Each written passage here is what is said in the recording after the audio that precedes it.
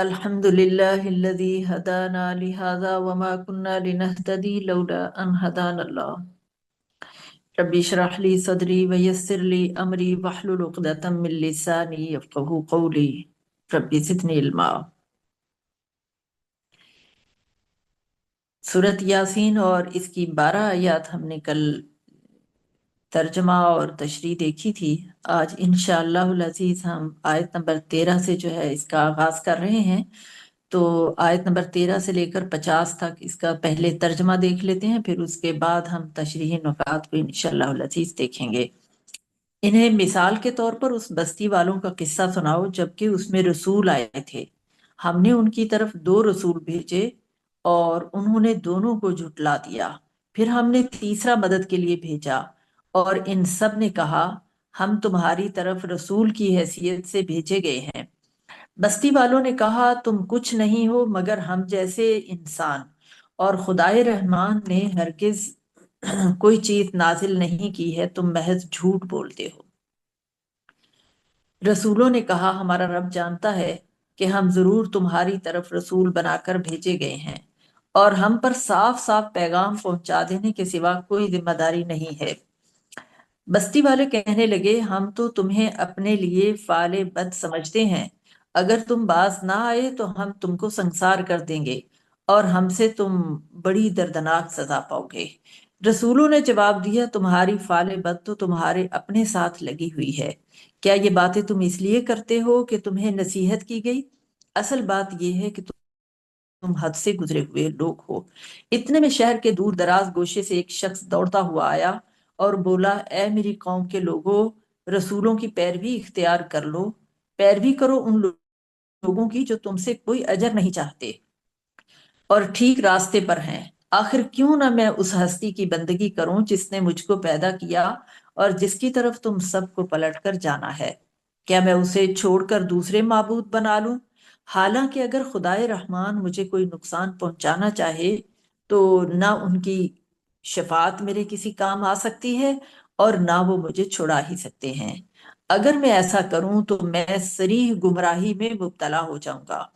میں تو تمہارے رب پر ایمان لے آیا، تم بھی میری بات مان لو۔ آخر کار ان لوگوں نے اسے قتل کر دیا اور اس شخص سے کہہ دیا گیا کہ داخل ہو جا جنت میں۔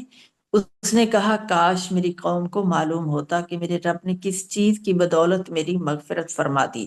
اور مجھے باعزت لوگوں میں داخل فرما دیا۔ اس کے بعد اس کی قوم پر ہم نے آسمان سے کوئی لشکر نہیں اتارا، ہمیں لشکر بھیجنے کی کوئی حاجت نہ تھی، بس ایک دھماکہ ہوا اور یکا یک وہ سب بجھ کر رہ گئے۔ افسوس بندوں کے حال پر، جو رسول بھی ان کے پاس آیا اس کا وہ مذاق ہی اڑاتے رہے۔ کیا انہوں نے دیکھا نہیں کہ ان سے پہلے کتنی ہی قوموں کو ہم ہلاک کر چکے ہیں، اور اس کے بعد وہ پھر کبھی ان کی طرف پلٹ کر نہ آئے۔ ان سب کو ایک روز ہمارے سامنے حاضر کیا جانا ہے۔ ان لوگوں کے لیے بے جان زمین ایک نشانی ہے، ہم نے اس کو زندگی بخشی اور اس سے غلہ نکالا جسے یہ کھاتے ہیں۔ ہم نے اس میں کھجوروں اور انگوروں کے باغ پیدا کیے اور اس کے اندر سے چشمے پھوڑ نکالے تاکہ یہ اس کے پھل کھائیں۔ یہ سب کچھ ان کے اپنے ہاتھوں کا پیدا کیا ہوا نہیں ہے، پھر کیا یہ شکر ادا نہیں کرتے؟ پاک ہے وہ ذات جس نے جملہ اقسام کے جوڑے پیدا کیے، خواہ وہ زمین کی نباتات میں سے ہوں یا خود ان کی اپنی جنس یعنی نوع انسانی میں سے، یا ان اشیاء میں سے جن کو یہ جانتے تک نہیں ہیں۔ ان کے لیے ایک اور نشانی رات ہے، ہم اس کے اوپر سے دن ہٹا دیتے ہیں تو ان پر اندھیرا چھا جاتا ہے اور سورج وہ اپنے ٹھکانے کی طرف چلا جا رہا ہے۔ یہ زبردست علیم ہستی کا باندھا ہوا حساب ہے، اور چاند اس کے لیے ہم نے منزلیں مقرر کر دی ہیں، یہاں تک کہ ان سے گزرتا ہوا وہ پھر کھجور کی سوکھی شاخ کی مانند رہ جاتا ہے۔ نہ سورج کے بس میں یہ ہے کہ وہ چاند کو جا پکڑے اور نہ رات دن پر سبقت لے جا سکتی ہے، سب ایک ایک فلک میں تیر رہے ہیں۔ ان کے لیے یہ بھی ایک نشانی ہے کہ ہم نے ان کی نسل کو بھری ہوئی کشتی میں سوار کر دیا اور پھر ان کے لیے ویسی ہی کشتیاں اور پیدا کیں جن پر یہ سوار ہوتے ہیں۔ ہم چاہیں تو ان کو غرق کر دیں، کوئی ان کی فریاد سننے والا نہ ہو اور کسی طرح یہ نہ بچا پائیں۔ بس ہماری رحمت ہی ہے جو انہیں پار لگاتی ہے اور ایک وقت خاص تک یہ زندگی سے متمتع ہونے کا موقع دیتی ہے۔ ان لوگوں سے جب کہا جاتا ہے کہ بچو اس انجام سے جو تمہارے آگے آ رہا ہے اور تمہارے پیچھے گزر چکا ہے، شاید کہ تم پر رحم کیا جائے، تو یہ سنی انسنی کر جاتے ہیں۔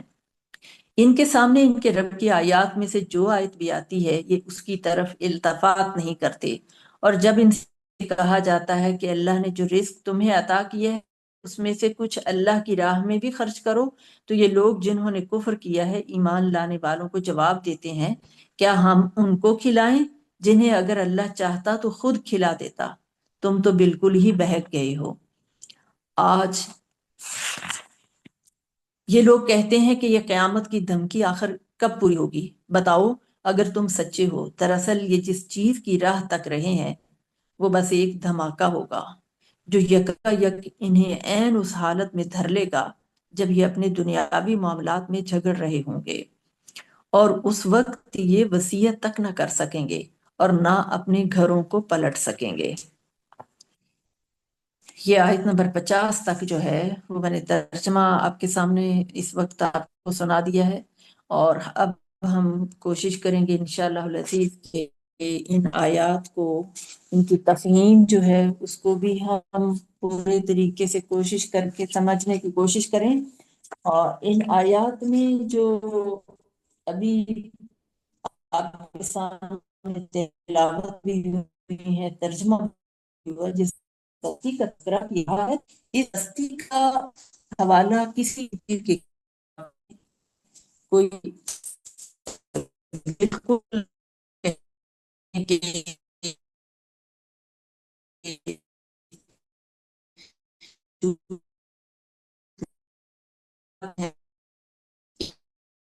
قابل کہا جاتا ہے۔ شہر انطاکیہ تھا، ہاں پر اسلام کے بھیجے ہوئے سفیر گئے تھے،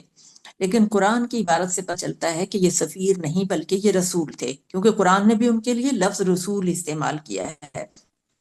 لہٰذا ایسی بحث کا کچھ حاصل نہیں ہے کہ وہ کون تھے اور علاقہ کون تھا اور شہر کون سا تھا۔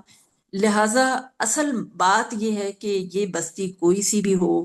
قرآن میں جس کا تذکرہ نہیں ہے، جس کا نام نہیں ہے، اور حدیث میں بھی اس کے بارے میں کوئی وضاحت نہیں ہے، تو اور کوئی مستند ذریعہ بھی نہیں ہے کہ جس کے ذریعے ہمیں پتہ چل سکے کہ یہ رسول کون تھے اور کس زمانے میں بھیجے گئے۔ دراصل قرآن جس مقصد کے لیے اس قصے کو بیان کر رہا ہے وہ سمجھنا بہت ضروری ہے،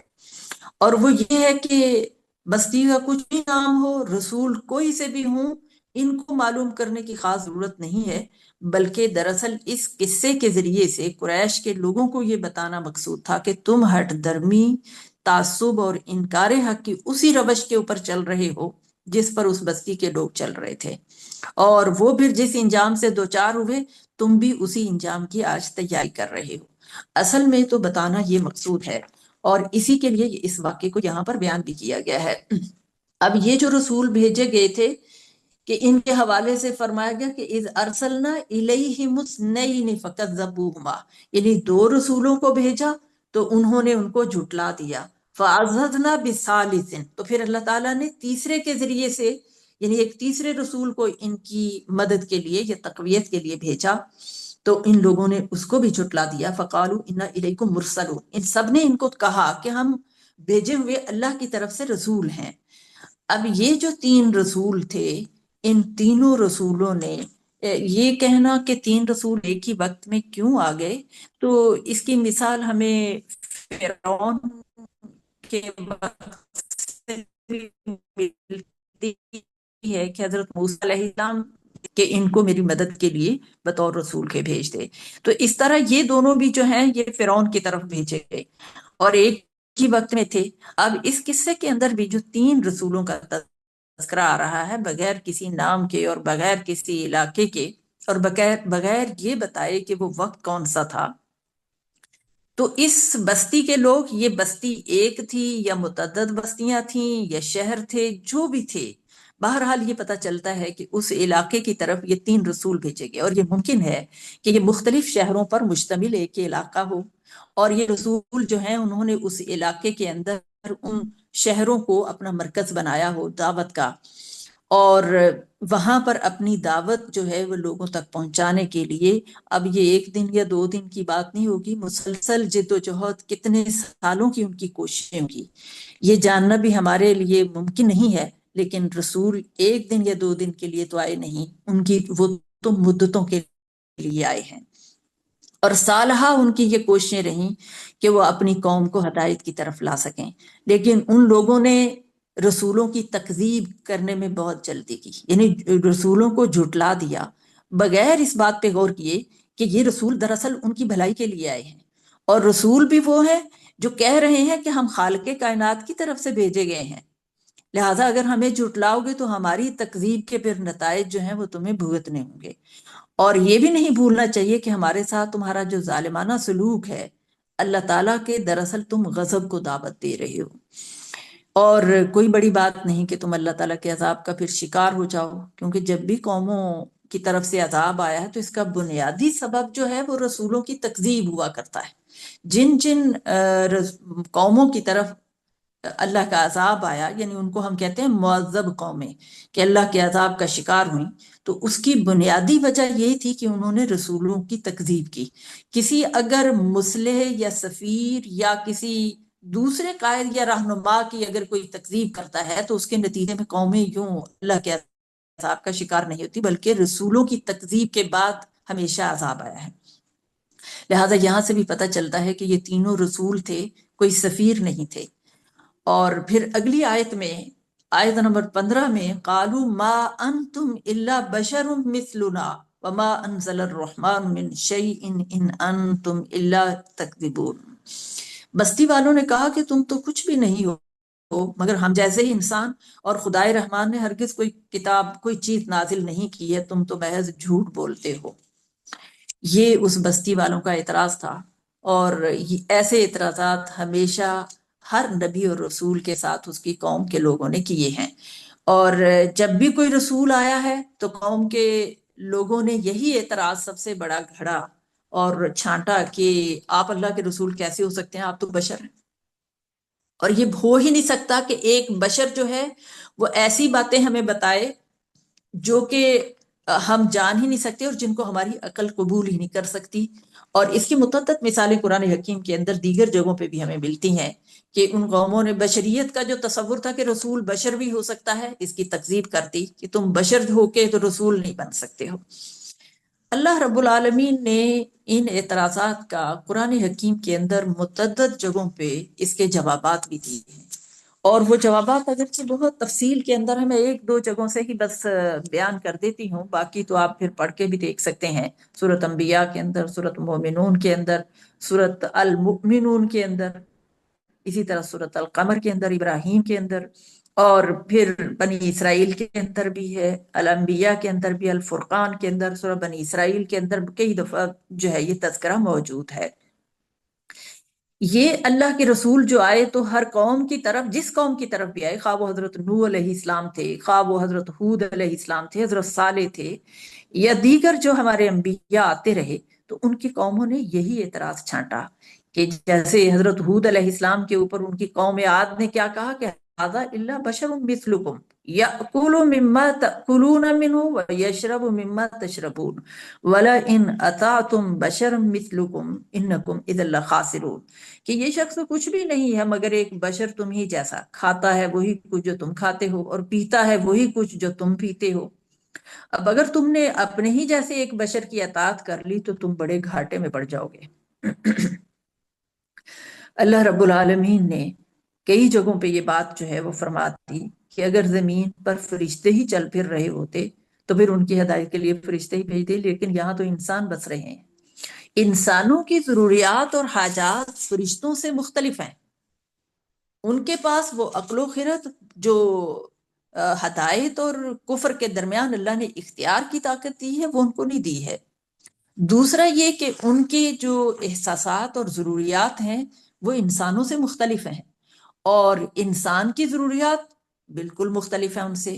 اب ایک انسان کھاتا ہے، پیتا ہے، اپنی نسل جو ہے اس کو بڑھاتا ہے، یہ ضروریات ہیں۔ فرشتوں کے ساتھ تو یہ ضروریات نہیں لگی ہوئی ہیں۔ انسان کو تھک کے جو ہے وہ نیند آتی ہے، فرشتوں کے ساتھ یہ والی حاجات نہیں لگی ہوئی۔ تو جب ایسا ایک ایسی ہستی کو رسول بنا کر بھیج دیا جاتا جس کی حاجات اور ضروریات ہی انسانوں سے مختلف ہیں، تو کیوں کر ایک انسان ان کی پیروی کرتا؟ وہ کہتا کہ میں تو اس کی پیروی کر ہی نہیں سکتا کیونکہ اس کی ضروریات اور حاجات مجھ سے مختلف ہیں، لہٰذا یہ کیسے میرے لیے ایک قائدانہ جو ان کا منصب ہے میرے لیے ہو سکتا اور میں ان کو فالو کروں؟ یہ ممکن نہیں ہے۔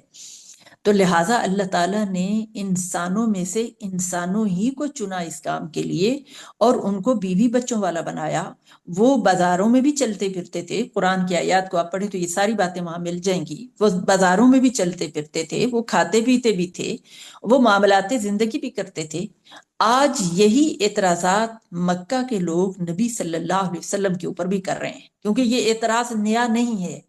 یہ اعتراض وہی ہے جو پہلے رسولوں کے اوپر بھی ہوتا آیا، اور ان قوموں نے یہ کہہ کے جھٹلا دیا کہ تم تو ہماری ہی طرح کے ایک رسول ہو، ہم تمہیں کیسے رسول مان لیں؟ اور بس یہ کہ رسولوں نے کہا، رسولوں نے اتنی ہی بات کہہ کے کہ ہم تو اللہ کی طرف سے بھیجے گئے ہیں، ہم خود تو اس منصب کے اوپر فائز نہیں ہوئے، اللہ نے ہی بھیجا ہے۔ جب انہوں نے یہ بات کہی کہ تم کچھ نہیں ہو مگر ہم جیسے انسان، اور خدائے رحمان نے ہرگز کوئی چیز نازل نہیں کی، تم محض جھوٹ بولتے ہو۔ قوموں نے ہمیشہ یہ ایک بات جو ہے وہ اپنے طور پہ اختیار کی کہ نبی کو جھٹلانے کے لیے بغیر کسی دلیل کے یہ بات کہہ کے ہی بات کو ختم کر دیا، مکالمے کو ختم کر دیا کہ تم جھوٹ بولتے ہو، اور اللہ نے رحمان نے کوئی چیز نازل نہیں کی ہے۔ یہ بات انہی کی نہیں تھی، آج کے جو عقل پسند ریشنلسٹ ہیں ان کی بھی یہ بات جو ہے وہ یہاں پر میں بیان کرتی جاؤں۔ آج کا جو عقل پرست انسان ہے وہ بھی اسی طریقے کی باتیں کرتا ہے کہ رحمان نے ہمارے لیے کوئی ہدایت نازل نہیں کی ہے، رحمان کی حکومت ہوگی، اللہ کی حکومت ہوگی تو وہ آسمانوں پر ہوگی، زمین کے اوپر چونکہ ہم عقل رکھتے ہیں اور عقل ہی دراصل ہمارا خدا ہے، عقل ہی ہمیں اچھے اور برے کی پہچان بتا سکتی ہے، لہٰذا یہ سب کچھ جو ہے یہ خرافات ہیں۔ اور یہ پہلی اقوام نے بھی کہا، اور آج کا جو ترقی یافتہ اور عقل پرست انسان ہے وہ بھی یہی بات کہتا ہے کہ یہ کچھ نہیں ہے مگر محض ایک جھوٹ ہے جو گھڑا جا رہا ہے، جو ہمیں بتایا جا رہا ہے کہ یہ اللہ کی طرف سے ہے۔ قالوا ربنا یعلم انا الیکم لمرسلون، رسولوں نے کہا ہمارا رب جانتا ہے کہ ہم ضرور تمہاری طرف رسول بنا کر بھیجے گئے ہیں۔ اب رسولوں کی طرف سے یہ جو جواب ہے یہ دراصل اپنی اس حقانیت کو ثابت کرنا ہے کہ ہم اس کے علاوہ تمہیں کیسے یقین دلائیں کہ ہم جو بات کہہ رہے ہیں اپنے پاس سے نہیں کہہ رہے، بلکہ ہم تو اللہ کی طرف سے بھیجے گئے ہیں، اور اللہ ہی نے اس منصب کے اوپر ہمیں فائز کیا ہے۔ اور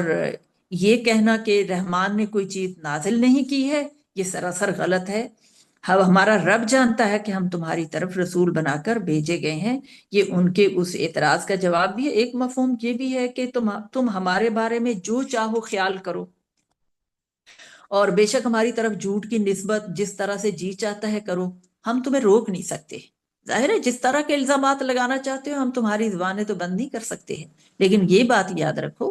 کہ اصل حاضری تو اللہ کے حضور ہوگی، وہاں ہر آدمی اس کے ایک ایک قول اور اس کے عمل کا حساب لیا جائے گا۔ ہم اس احساس کے ساتھ یہ کہتے ہیں کہ ہمارا رب جانتا ہے کہ ہم تمہاری طرف رسول بنا کر بھیجے گئے ہیں، اور اس کی گواہی سے بڑھ کر اور کس کی گواہی ہو سکتی ہے؟ اور اس کے علم سے ہٹ کر کسی اور چیز کی کوئی قدر و قیمت نہیں ہے۔ رہی یہ بات کہ تم اگر ہماری رسالت کو تسلیم نہیں کرتے تو ہمارا شاید کوئی نقصان نہیں ہوگا، اور ہم شاید دنیاوی برتری کے لیے کسی جتھا بندی میں مبتلا بھی نہیں ہوں گے، اور تمہارے انکار سے ہماری گروہ بندی کے اوپر بھی کوئی فرق نہیں آئے گا۔ ہاں اگر کوئی نقصان پہنچے گا تو وہ تمہارا اپنا نقصان ہے، ہمارا کسی کے دل میں ایمان اتار دینا جو ہے وہ ہمارا کام نہیں ہے، ہمارے ذمے صرف بات کو پہنچا دینا ہے، سو ہم اپنا کام کیے چلے جائیں گے، اور وہ ہم کر رہے ہیں۔ قوم کی طرف سے جو جواب تھا، قالوا انا تطیرنا بکم لئن لم تنتہوا لنرجمنکم ولیمسنکم منا عذاب علیم، بستی والوں نے کہا کہ ہم تو تمہیں منحوس سمجھتے ہیں،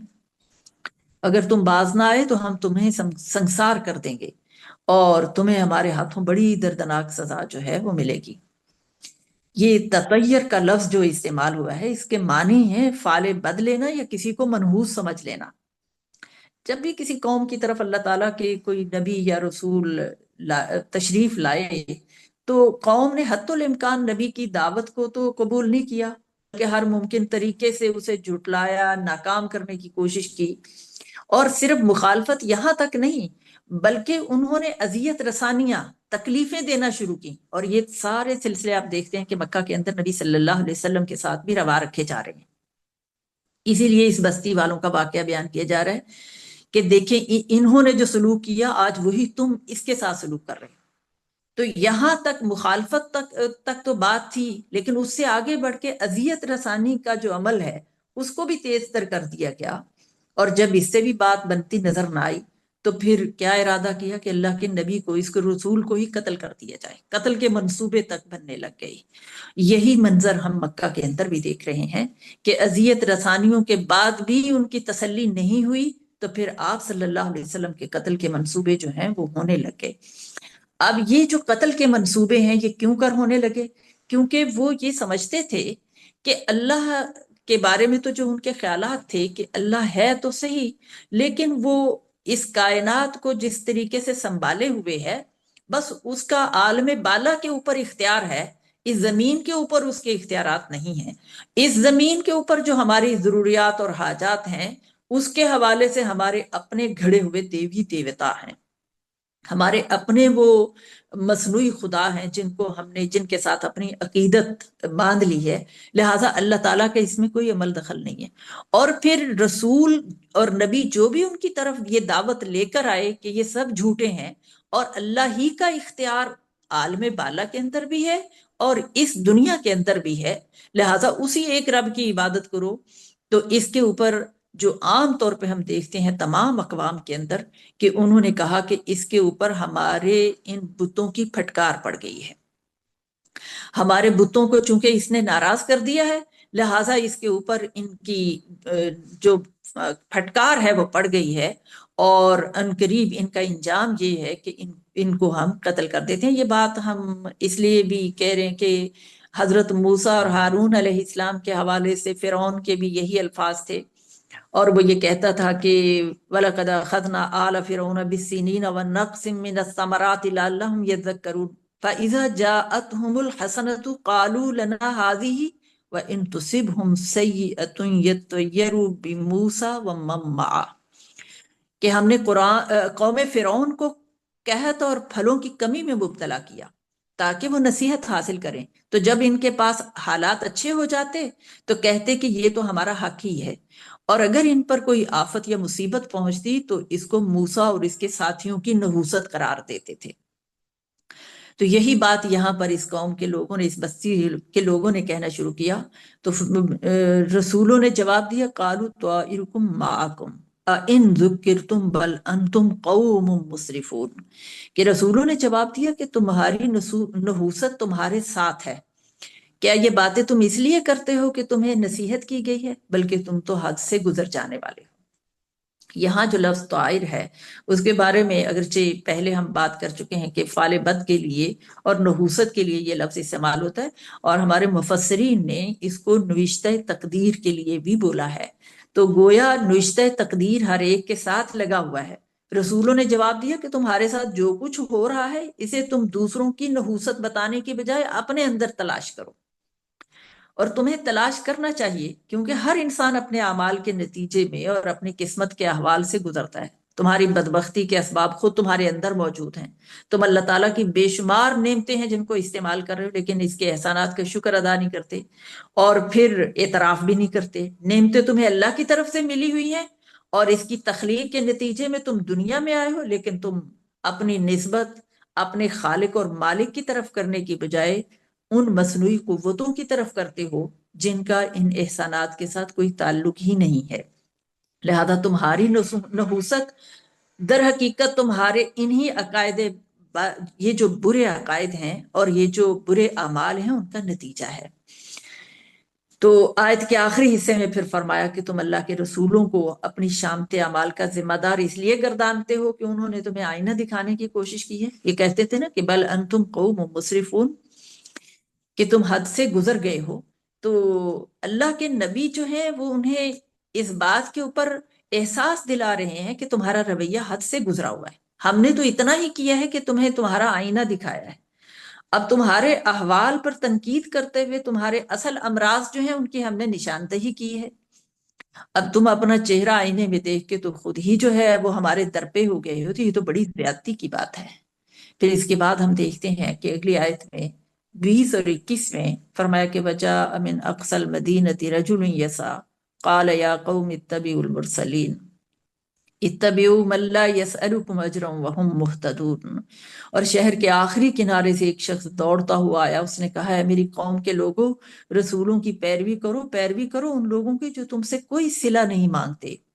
اور وہ ٹھیک راستے پر ہیں. یہ ایک مخلص مومن ہے.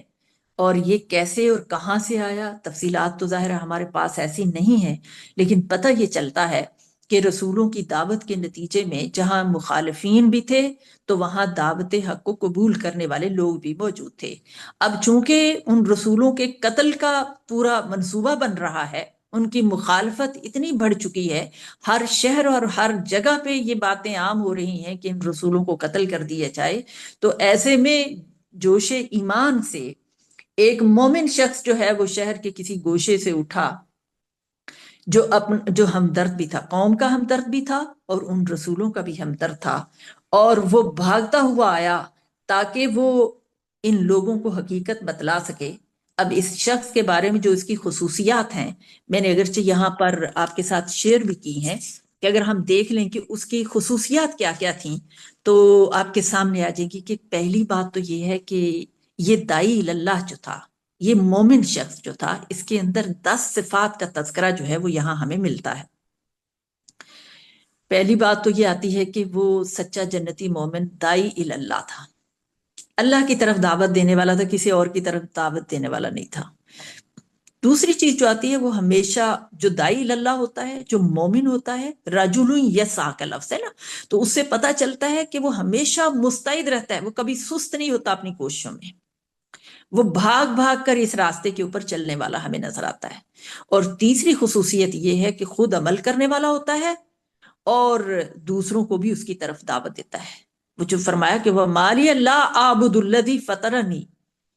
کہ میں کیوں ان کی عبادت کروں جنہوں نے مجھے پیدا ہی نہیں کیا، میں تو اس کی عبادت کروں گا جس نے مجھے پیدا کیا ہے. تو خود عمل کرنے والا ہے. اور پھر چوتھی چیز جو ہمیں نظر آتی ہے وہ یہ کہ اخلاص اور کردار اس کے اندر اس کی نمایاں خصوصیات ہیں. وہ کسی غرض کے لیے، کسی مقصد کے لیے یہ سب کچھ کوشش اور جہد نہیں کر رہا، بلکہ اخلاص اور کردار اس کے اندر پوری طرح سے ہے. اور پھر ایک پانچویں چیز جو اس کے اندر نظر آ رہی وہ یہ کہ ایسا شخص مفاد پرست نہیں ہوتا. لا یسألکم اجرا، جو وہ کہہ بھی رہا ہے کہ تم سے کوئی کسی قسم کا کوئی معاوضہ، کوئی اجر نہیں مانگتے. تو ایسا شخص اپنے غرض کا بندہ نہیں ہوتا، مفاد پرست نہیں ہوتا. اور چھٹی چیز یہ ہے کہ جس کی پیروی کی جائے وہ خود ہدایت یافتہ ہو، یعنی وہ خود اس ہدایت کے اوپر چلنے والا ہو. ہادی اور رہبر تو وہی ہوتا ہے جو ہدایت کے اوپر خود بھی کاربند ہو. اور چھٹی چیز یہ ہے کہ توحید پرست ہو، جو ان ساری آیات سے ہمیں پتہ چل رہا ہے کہ وہ ایک ہی اللہ کی عبادت کرنے والا.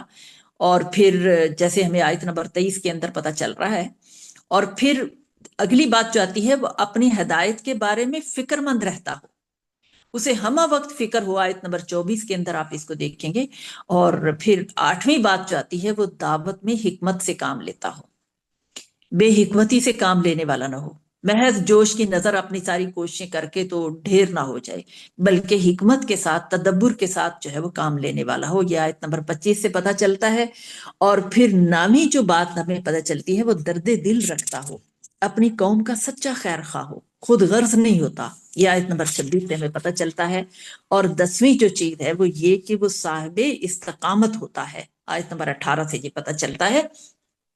یعنی ایک دن یا 2 دن کی کوشش نہیں وہ کرتا کہ ایک دن میں تو بہت کوشش کر لی اس نے دین کے لیے اور پھر وہ اچانک سے اتنا سست اور کاہل بن گیا کہ پھر پیچھے ہٹ گیا اور مصلحت پسند بن گیا. بلکہ صاحب استقامت ہے کہ جو کہہ دیا اللہ ہمارا رب ہے تو پھر اس کے اوپر ڈٹ جانا اس کے ایمان کا لازمی تقاضا ہے. تو یہ اس بندہ مومن کی وہ خاص صفات ہیں جو میں نے یہاں پر بیان کی ہیں، تاکہ ہمیں بھی یہاں پر اندازہ ہو سکے کہ سچے اور مخلص مومن جو ہیں وہ کون ہوتے ہیں۔ اور یہاں پر بھی ہم دیکھتے ہیں مکہ کے اندر بھی کہ نبی صلی اللہ علیہ وسلم کی دعوت کے اوپر ایمان لانے والوں کے اندر یہی خصوصیات ہیں۔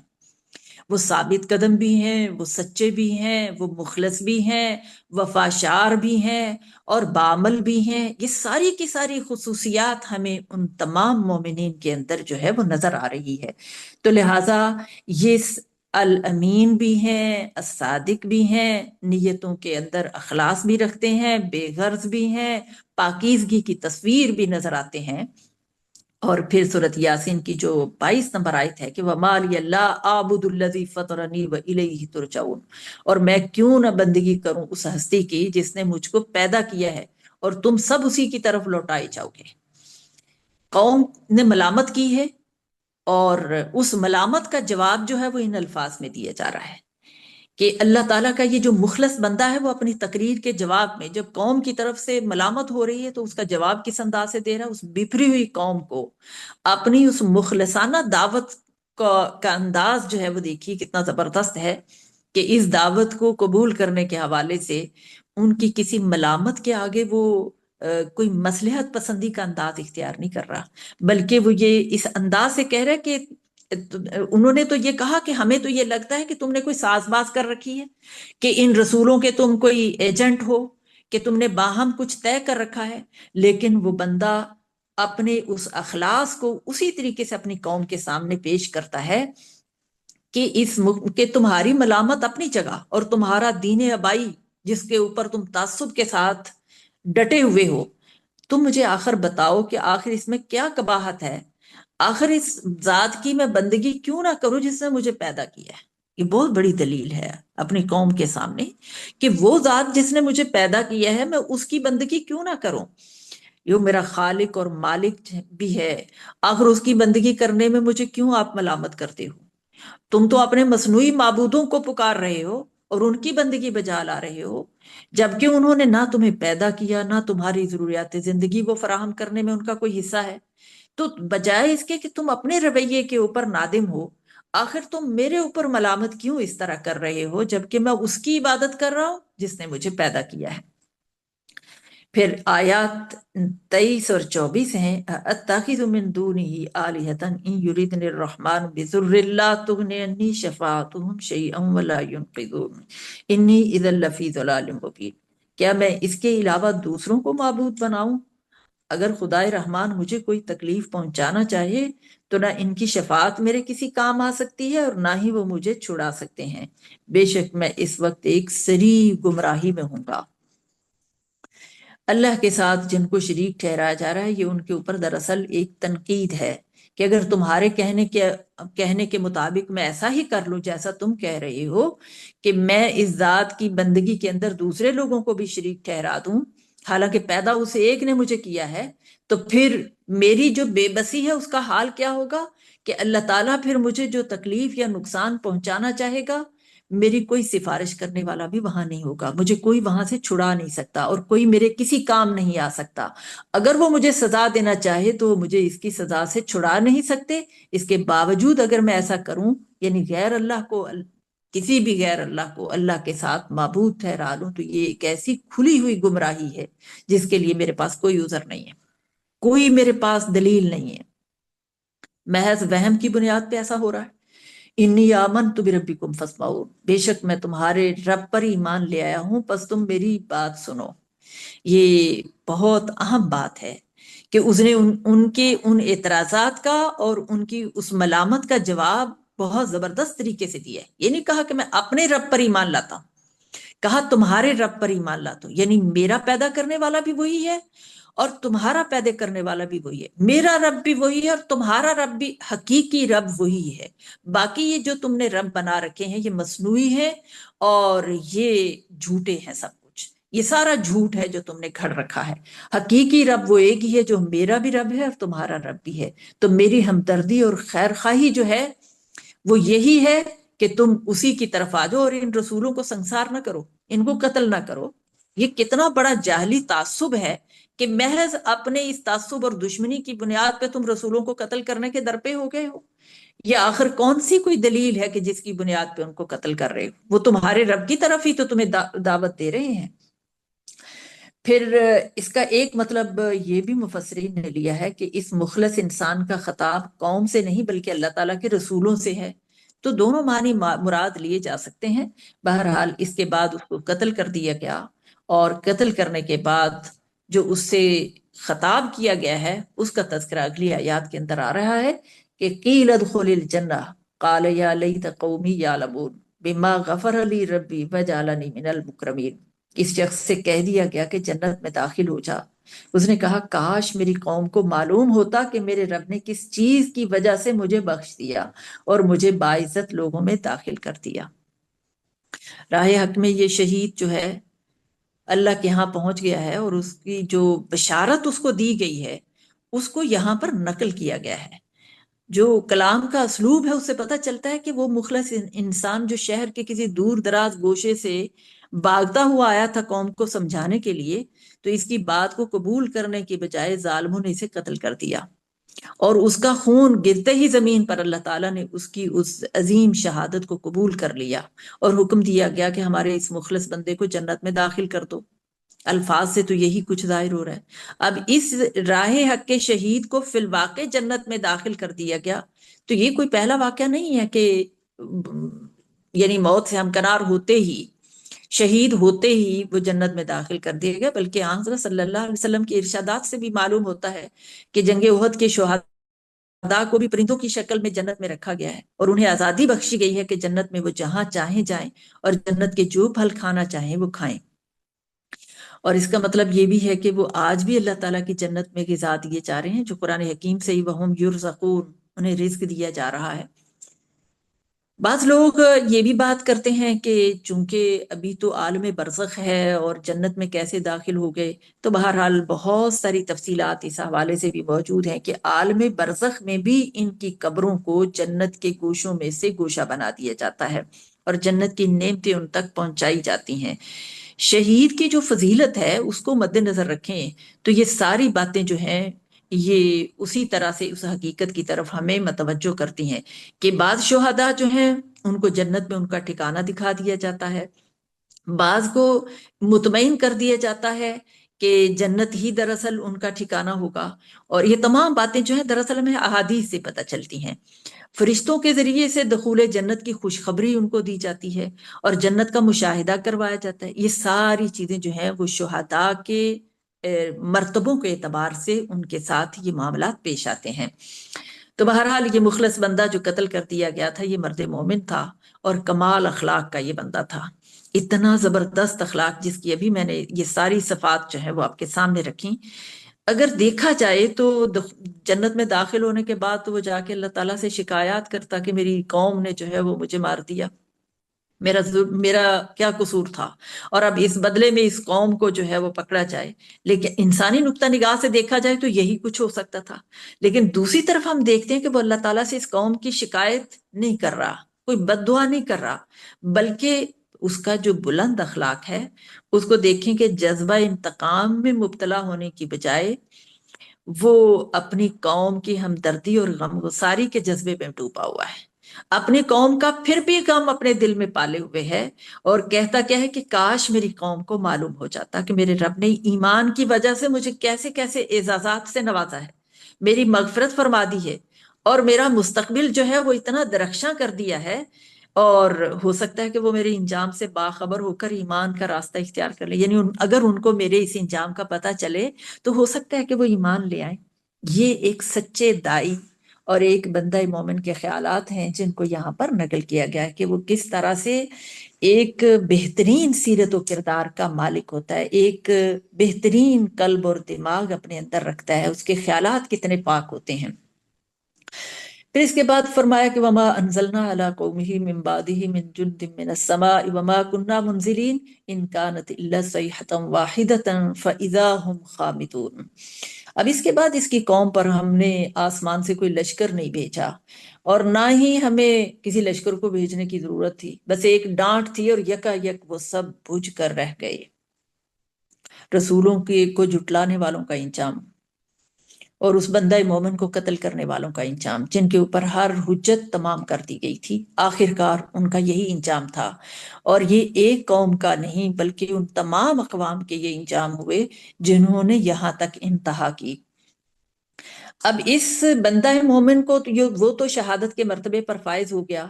اور قوم کا جو حال ہے اس کے لیے پھر اللہ کو کوئی لشکر بھیجنے کی ضرورت پیش نہیں آئی، اور اللہ کو کسی بستی کو ہلاک کرنے کے لیے کسی بڑے لاؤ لشکر کی ضرورت بھی نہیں ہے۔ اس کے لیے یہ کچھ مشکل نہیں ہے کہ ایک فرشتے کے ذریعے سے پوری بستی کو ہلاک کر دے۔ روایات بعض ایسی ہمیں ملتی ہیں جن سے پتہ چلتا ہے کہ حضرت جبرائیل امین جو ہیں انہوں نے شہر کی فصیل کے دروازے کو پکڑ کر زوردار طریقے سے ہلایا اور ایک ہیبت ناک آواز نکالی، جس سے یہ ساری کی ساری قوم جو ہے اس کا وہ جو زندگی کا شعلہ تھا وہ سب بجھ کر رہ گیا۔ یہ اس قوم کا انجام ہوا، اور اسی کے اوپر قرآن پھر جو تبصرہ کرتا ہے وہ یہ کہ یا حسرتن علی العباد ما یأتیہم من رسول الا کانوا بہ یستہزئون، افسوس ہے بندوں کے حال پر، جو رسول بھی ان کے پاس آیا اس کا وہ مذاق ہی اڑاتے رہے۔ کیا انہوں نے دیکھا نہیں کہ ہم نے ان سے پہلے کتنی قوموں کو ہلاک کر دیا، بے شک وہ ان کے پاس کبھی لوٹ کر نہیں آئیں گے، بے شک وہ ہمارے ہی حضور میں حاضر کیے جائیں گے۔ رسولوں کو جھٹلانے والوں کے اوپر یہ افسوس کیا جا رہا ہے۔ انسانی نفسیات جو ہے اس کو متوجہ کرنے کا یہ ایک انداز ہے کہ افسوس ان بندوں کے حال کے اوپر کیا جا رہا ہے تاکہ موجود جو لوگ ہیں جو اس وقت وہی سب کچھ اپنائے ہوئے ہیں جو ان معذب قوموں نے اپنایا تھا، تاکہ وہ اپنے رویے سے باز آ سکیں، وہ پہچان سکیں کہ اپنی خواہشات کے پیچھے، اپنی نفسانیت کے پیچھے جو کھیل وہ کھیل رہے ہیں اس سے خود ان کا اپنا نقصان ہو رہا ہے، اور اس بڑے نقصان سے بچنے کے لیے آج ہی وہ ہوش کے ناخن رہیں۔ اور یہ روش جو ہے وہ آج اگر دیکھا جائے اس وقت تو قریش مکہ کی بھی یہی تھی، اور اسی راستے پہ وہ بھی چل رہے تھے جس راستے پہ پہلے تباہ شدہ قومیں جو تھیں وہ چلتی رہیں، لہٰذا ان کو سنبھلنے کے لیے ان کو یہ آخری وارننگ جو ہے وہ یہاں پر دی جا رہی ہے۔ پھر اس کے بعد اگلی آیات جو آتی ہیں اللہ کی بڑی بڑی نشانیوں کا تذکرہ جو ہے ان آیات کے اندر کیا گیا ہے۔ وَآیَةٌ لَهُمُ الْأَرْضُ الْمَيْتَةُ أَحْيَيْنَاهَا وَأَخْرَجْنَا مِنْهَا حَبًّا فَمِنْهُ يَأْكُلُونَ، کہ ان لوگوں کے لیے ایک بہت بڑی نشانی مردہ زمین ہے، ہم نے اس کو زندگی بخشی اور اس سے غلے اگائے، بس اس میں سے وہ کھاتے ہیں، اور پھر باقی نعمتوں کا بھی تذکرہ جو ہے وہ کیا گیا۔ ہم دیکھتے ہیں کہ اس سورت کے آغاز میں آن حضرت صلی اللہ علیہ وسلم کی جو اصل حیثیت ہے قرآن کریم کی اور پھر آپ کی رسالت کی، اس کے اوپر گواہی دی گئی، اور آپ کے فرض منصبی کو بیان کرنے کے لیے قریش مکہ کے سامنے پے در پے ان کے رویے کے اوپر تنقید کی گئی، تاکہ وہ سمجھ سکیں اس بات کو کہ نبی صلی اللہ علیہ وسلم رسالت کے منصب پر فائز ہیں، اور قرآن سے گواہی جو ہے وہ دی گئی۔ اب اگلی بات جو آ رہی ہے وہ یہ کہ یہ سارے دلائل دینے کے بعد اب بات یہ کی جا رہی ہے کہ اللہ نے جتنی بھی نعمتیں دنیا کے اندر دی ہیں اور جن کو یہ انسان برت رہا ہے، یہ دراصل نعمتیں دینے والی وہ ایک ہی اللہ کی ذات ہے، اور وہی اللہ کی ذات پیدا کرنے والی بھی ہے، اور وہی کھلا پلا بھی رہی ہے، اور دنیا کے اندر تمام ضروریات زندگی بہم پہنچا رہی ہے۔ یہ توحید کے دلائل ہیں، تو توحید ربوبیت کے یہ دلائل ہیں کہ رب وہ ایک ہی ہے۔ ہم دیکھتے ہیں کہ جب کوئی قوم جو ہے اپنے انکار کے اوپر آتی ہے، یعنی انکار اور اصرار اور اپنا یہ جو اس کا رویہ تکذیب کا ہوتا ہے، تو وہ اپنے اس انکار کو نشانیوں کے مطالبے کے پیچھے چھپاتی ہے۔ یعنی ہر ایک قوم جو ہے وہ اپنے نبی اور رسول سے معجزے طلب کرتی ہے کہ کوئی بڑی نشانی لے آؤ، ان نشانیوں کے پیچھے اپنے یہ جو رویے ہیں ان کو چھپانے کی کوشش کرتی ہے، ہٹ درمی کو اور اپنے تکبر کو۔ اب یہاں پر بھی جو نشانیاں طلب کی جا رہی ہیں تو نشانیوں میں یہ بتایا جا رہا ہے کہ بڑی بڑی نشانیاں تو تمہارے اپنے ارد گرد میں پھیلی ہوئی ہیں، پہلے ان نشانیوں کے اوپر تو غور کرو۔ کتنی بڑی بڑی نشانیاں ہیں کہ اگر ان میں سے ایک ایک نشانی کے اوپر غور کرو تو تمہیں پتہ چلے کہ ان کو پیدا کرنے والا کون ہے۔ مردہ زمین، بارشیں نہیں ہوئی، مردہ زمین پڑی ہے، کوئی رویدگی نہیں ہے، اور اللہ نے اس کے اوپر جو بارش برسائی تو پھر وہی سرسبز و شاداب ہو گئی، پھر اسی میں سے غلے اور اناج اگائے، اور اسی سے پھر یہ انسان اور حیوانات سب اپنی خوراک کا بندوبست کر رہے ہیں۔ پھر اللہ نے کتنی مزے کی چیزیں، لذیذ پھل وہ سارے انگوروں اور کھجوروں کی شکل میں پیدا کیے، چشمے بہا دیے پانی کے کہ اس سے یہ پھل کھائیں، اور سب کچھ ان کے اپنے ہاتھوں کا پیدا کیا ہوا نہیں ہے، کیا یہ شکر نہیں کرتے کہ کیا ان کے ہاتھوں نے یہ سارا کچھ بنا دیا ہے؟ تو جب یہ سب کچھ پیدا کرنے والی اللہ کی ذات ہے تو پھر یہ شکر کیوں نہیں اس کا کرتے ہیں؟ اور وہ جو کائنات کا سارا انتظام سنبھالے ہوئے ہے، وہ خود کسی کا محتاج نہیں ہے، سب اس کے محتاج ہیں۔ وہ خود اپنی ضروریات کے لیے کسی کے محتاج نہیں ہے، بلکہ یہ ساری مخلوق اپنی ضرورتوں کے لیے اس کی محتاج ہے، تو پھر کس طرح سے اس کی ناشکری جو ہے وہ کیے جا رہے ہیں؟ گویا یہاں پر ضمیر جو ہے انسان کا، اس کو جھنجھوڑا گیا ہے تاکہ وہ اس اوپر غور و فکر کرے۔ اور پھر آگے جو فرمایا کہ سبحان الذی خلق الازواج کلھا مما تنبت الارض ومن انفسہم ومما لا یعلمون، پاک ہے وہ ذات جس نے تمہارے جوڑے پیدا کیے ان چیزوں میں سے بھی جن کو زمین اگاتی ہے، اور خود ان کی اپنی جنس سے بھی، اور ان چیزوں میں سے بھی جن کو وہ جانتے تک نہیں ہے۔ اللہ نے یہ ایک بڑی نشانی جو ہے وہ یہاں پر بیان کی ہے۔ سب سے پہلے تو سبحان کا لفظ استعمال کیا گیا ہے، یعنی اللہ ہر عیب سے پاک ہے، ہر کمزوری سے پاک ہے، اور ہر طرح کی جو کمیاں اور کوتاہیاں جو انسانوں کی ذات کے ساتھ ہو سکتی ہیں وہ اللہ کی ذات کے ساتھ نہیں ہے۔ اللہ کی ذات پاک ہے ہر خرابی سے، ہر کمی اور کمزوری سے، کہ اللہ تعالیٰ کے اندر کوئی ایسی کمزوری جو ہے وہ تلاش کی جائے۔ مثلا اگر کوئی شخص یہ کہتا ہے کہ اللہ تعالیٰ کی فلاں فلاں صفات میں فلاں فلاں قوتیں بھی شریک ہیں، تو اس کا مطلب یہ ہے کہ دوسرے لفظوں میں یہ کہنا چاہتا ہے کہ اللہ خود نہیں یہ کام کر سکتا، اس کے اندر یہ کوتاہیاں ہیں، لہذا اسی لیے اس کو دوسروں کی ضرورت ہے۔ تو جو اللہ کے ساتھ دوسروں کو شریک ٹھہراتے ہیں وہ گویا اللہ کے اندر نقص تلاش کرتے ہیں، اسی لیے وہ دوسروں کو اللہ کے ساتھ برابر ٹھہراتے ہیں۔ تو توحید پر جو سب سے بڑی نشانی یہاں پر ایک بیان کی جا رہی ہے وہ صفت تخلیق ہے، کہ اللہ کی یہ صفت ہے کہ وہ بندے کو تخلیق کرتا ہے، اور باقی چیزوں کی بھی تخلیق وہی کرنے والا ہے، اور یہ تخلیق کا منصوبہ بھی وہ خود بناتا ہے۔ اور اس تخلیق کی مثال دینے کا مقصد یہ ہے کہ یہ بندہ شرک سے تائب ہو کر ایک اللہ کی وحدانیت کی طرف آ جائے، اور پھر تدبر سے اور تفکر سے کام لے کہ اس کے اپنے ارد گرد کتنے انسان ہیں، ان کی شکلیں مختلف، رنگ مختلف، قد و قامت مختلف ہیں، صلاحیتیں اور مزاج مختلف ہیں۔ پھولوں کو دیکھ لیجئے، ان کے رنگ مختلف ہیں، ان کی خوشبو مختلف ہے، اور انسان دنیا کے اس ساری دنیا کے اندر جہاں جہاں اس کی نگاہ جا سکتی ہے وہ اس پوری ویرائٹی کو دیکھ سکتا ہے۔ آسمان کی طرف دیکھے تو کیسے بڑے بڑے فانوس اور وہ جو روشنی اور وہ کمکمے، اور پھر ہر ایک جو ہے وہ اپنے مدار کے اندر، اور پھر عورت اور مرد کا جوڑا بنا دیا جو دونوں کے ذریعے سے، اور اسی طرح حیوانات کے اندر بھی جوڑے بنا دیے، پودوں کے اندر بھی جوڑے بنا دیے، اور پھر اللہ فرماتا ہے کہ ان چیزوں میں بھی جن کو تم جانتے نہیں ہو۔ تو ان چیزوں سے مراد کیا ہے؟ یہ اللہ کی پوری کائنات، اور یہ اس کائنات کا نظام۔ تو اللہ نے اس کے اندر جتنی بھی طاقتیں اور قوتیں جو اس وقت کار فرما ہیں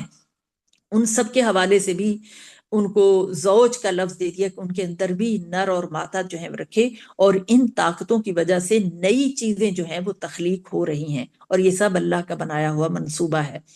تو ہر چیز کا جوڑا جوڑا ہونے سے یہ پھر بات سمجھ میں آتی ہے کہ جوڑے مل کر اپنے مقصد کو پورا کرتے ہیں۔ وَآیَةٌ لَّهُمُ اللَّیْلُ نَسْلَخُ مِنْهُ النَّهَارَ فَإِذَا هُمْ مُظْلِمُونَ، اور ان کے لیے ایک اور بڑی نشانی جو ہے وہ رات ہے، ہم اس سے دن کو کھینچ کر لے آتے ہیں، بس وہ اچانک اندھیرے میں رہ جاتے ہیں۔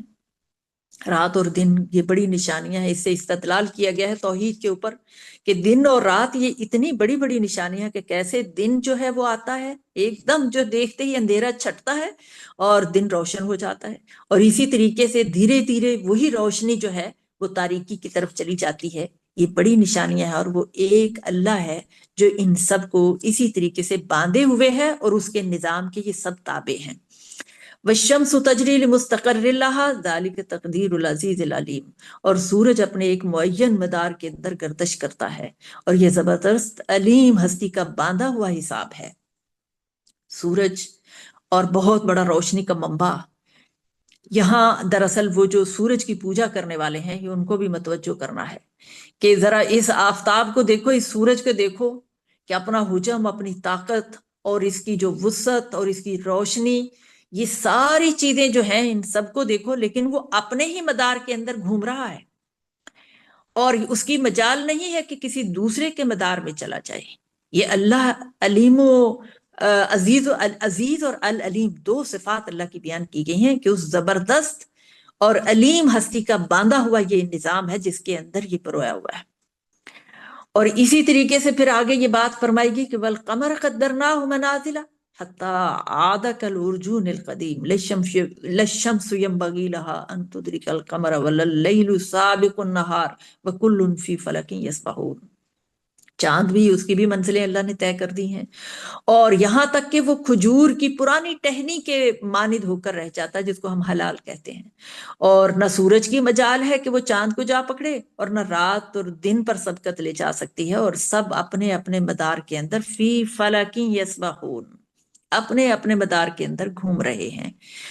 یہاں سے بہت ساری سائنسی تشریحات بھی اگرچہ کرنے کی ضرورت پیش آتی ہے، لیکن بات اتنی سی سمجھنے کی ہے کہ سورج اپنی تمام تر عظمت وسعت، اس کے باوجود اس کی مجال نہیں کہ وہ اپنے مدار سے نکل کر چاند کے مدار میں جا گھسے، اور نہ رات کی یہ مجال ہے کہ دن کی مقررہ مدت ختم ہونے سے پہلے ہی آ جائے اور دن کی روشنی کو سمیٹ کر اپنی تاریکیوں کو غالب کر دے۔ حقیقت یہ ہے کہ ہر کرہ جو ہے وہ اپنے مدار میں اسی طرح سے گردش کرنے پر مجبور ہے جس میں اس اللہ رب العالمین نے ان کو باندھ دیا ہے، اور اسی لحاظ سے ہم کہتے ہیں کہ پوری کائنات کو جہاں جس کام پہ اللہ نے لگا دیا وہ اس کے اوپر لگی ہوئی ہے، اور تکوینی اعتبار سے یہ ساری کی ساری کائنات مسلم ہے۔ ان سب کا جو دین ہے وہ اسلام ہے، کیونکہ وہ تابع فرمان ہے، وہ اس سے ذرا بھی انحراف نہیں کرتے۔ تو یہ ساری کائنات اور اس کائنات کے اندر یہ تمام مظاہر، رات اور دن اور سورج اور چاند اور یہ ساری کی ساری چیزیں جو ہیں یہ سب مسلم ہیں۔ اور پھر اگلی آیت جو ہے وَآیَةٌ لَّهُمْ أَنَّا حَمَلْنَا ذُرِّيَّتَهُمْ فِي الْفُلْكِ الْمَشْحُونِ وَخَلَقْنَا لَهُم مِّن مِّثْلِهِ مَا يَرْكَبُونَ وَإِن نَّشَأْ نُغْرِقْهُمْ فَلَا صَرِيخَ لَهُمْ وَلَا هُمْ يُنقَذُونَ إِلَّا رَحْمَةً مِّنَّا وَمَتَاعًا إِلَىٰ حِينٍ۔ اور ایک نشانی ان کے لیے یہ بھی ہے کہ ہم نے ان کی نسل کو بھری ہوئی کشتی میں سوار کیا، پھر ہم نے ان کے لیے پیدا کی اس کی مانند جن پہ یہ سوار ہوتے ہیں، یعنی اسی طرح کی کشتیاں، اور اگر ہم چاہیں تو ان کو غرق کر دیں، پھر نہ کوئی ان کا فریاد سننے والا ہو اور نہ ان کو کوئی بچانے والا ہو، بس ہماری رحمت ہے اور ایک وقت معین ہے تک ان کو فائدہ پہنچایا جا رہا ہے۔ یہ اللہ رب العالمین کی بڑی نشانیوں میں سے یہ نشانیاں بھی ہیں کہ کس طریقے سے اللہ تعالیٰ اس کشتی کے اندر، وہ حضرت نوح علیہ السلام کی کشتی ہو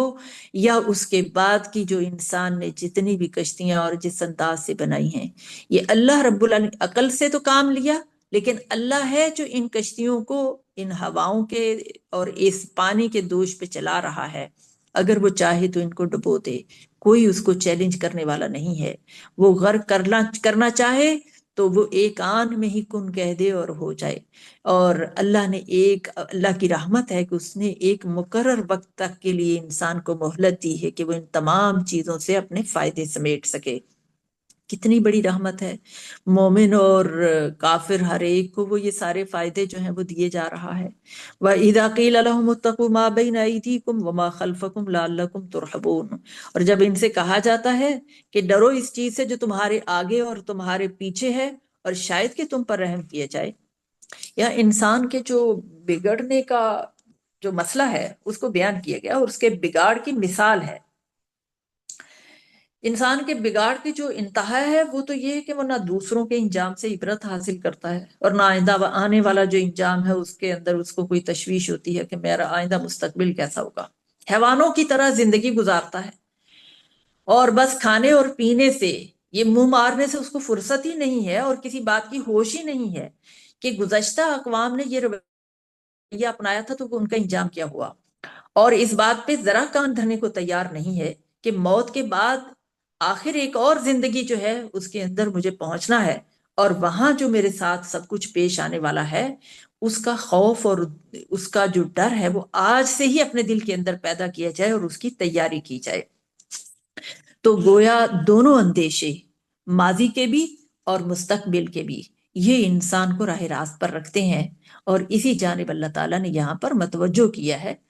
اور پھر دوسرا مفہوم بھی ایک بیان کیا گیا ہے کہ اگرچہ اس سے اس آیت کی مراد میں تو فرق نہیں پڑتا، لیکن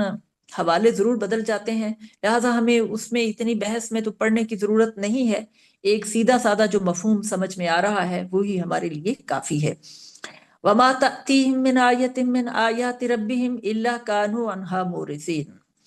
کہ ان کے رب کی نشانیوں میں سے جو نشانی بھی ان کے سامنے آتی ہے وہ اس سے منہ موڑتے ہیں۔ یہ بگاڑ کی جب ایک انتہا انسان کی ہو جاتی ہے نا، تو یہ اس وقت اس کے حالات ہیں کہ اللہ تعالیٰ کی ذات اور اللہ تعالیٰ کے دین، ان ساری چیزوں سے جب ایک بندہ انحراف کرتا ہے، روگردانی کرتا ہے، بلکہ اس کا مزاج ہی ایسا بن جاتا ہے کہ بات ماننی نہیں ہے، تو اللہ تعالیٰ کی کتاب کی آیات میں سے کوئی آیت بھی ان کے اوپر پھر نصیحت خواہ جتنی بھی کی جائے وہ نصیحت کارگر نہیں ہوتی، یا اس کی نشانیوں میں سے کوئی بھی نشانی ان کو دکھائی جائے وہ اس نشانی سے کوئی سبق نہیں لیتے، بلکہ وہ منہ موڑ جاتے ہیں۔ نہ ان کو کائنات کے اندر کوئی دلیل نظر آتی ہے، نہ اپنے اندر کوئی ان کو معجزہ نظر آتا ہے، نہ تاریخی شواہد ہی ان کے اوپر کوئی کارگر ثابت ہوتے ہیں، لہٰذا وہ اپنی خواہشات نفس کے بندے بن چکے ہیں، اپنے پیٹ کے بندے بن چکے ہیں، اور اس سے زیادہ ان کو آنکھ اٹھا کر دیکھنے کا ہوش نہیں ہے۔ وَإِذَا قِيلَ لَهُمْ أَنفِقُوا مِمَّا رَزَقَكُمُ اللَّهُ قَالَ الَّذِينَ كَفَرُوا لِلَّذِينَ آمَنُوا أَنُطْعِمُ مَن لَّوْ يَشَاءُ اللَّهُ أَطْعَمَهُ إِنْ أَنتُمْ إِلَّا فِي ضَلَالٍ مُّبِينٍ۔ جب ان سے کہا جاتا ہے کہ اللہ نے جو رزق تمہیں عطا کیا ہے اس میں سے کچھ اللہ کی راہ میں خرچ کرو،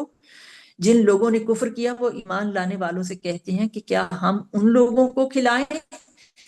جنہیں اگر اللہ چاہتا تو خود ہی کھلا دیتا، تو بالکل ہی ایک صحیح گمراہی میں اخلاقی اعتبار سے ایسے حال بن جاتے ہیں۔ رویہ تھا، بڑے غریب پرور ہوا کرتے تھے، لیکن گمراہیوں کے سبب اہل عرب کے اندر بھی یہ انداز جو ہے وہ دیکھنے کو مل رہا ہے کہ اپنی مہمان نوازی کو، جس کو وہ نیکی سمجھتے تھے، نبی صلی اللہ علیہ وسلم اور قرآن کریم کی مخالفت میں اس حد تک اندھے ہو گئے اور اس حد تک پہنچ چکے ہیں، اپنی دولت کے اوپر تو بہت ناز ہے، اور اپنی دولت کے اوپر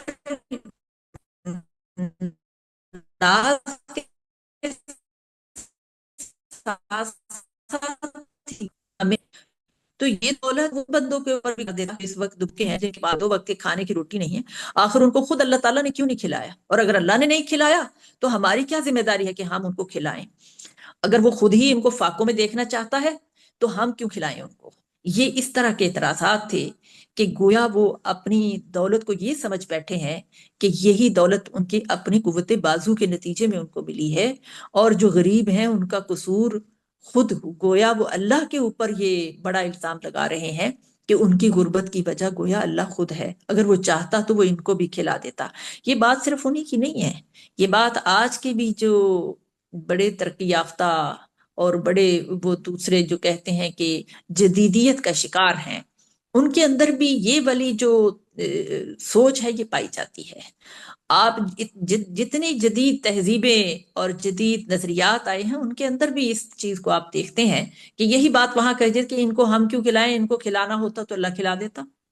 کمیونزم کے اندر بھی ہم نے یہ بات دیکھی،